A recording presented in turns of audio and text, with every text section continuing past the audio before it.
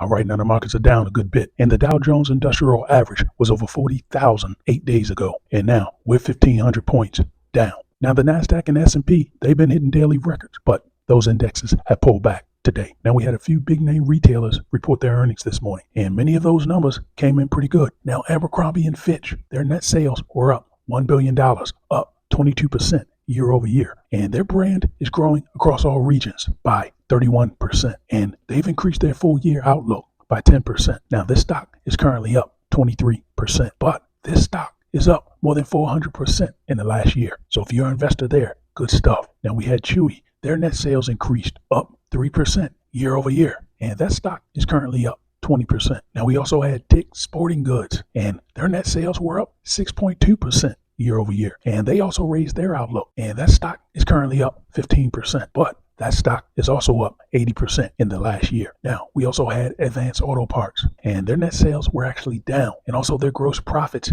decreased, and they've announced a few leadership changes. Now, that stock is currently down 8%, but this stock has been down more than 40% in the last year. And we have some other stocks that are getting rocked.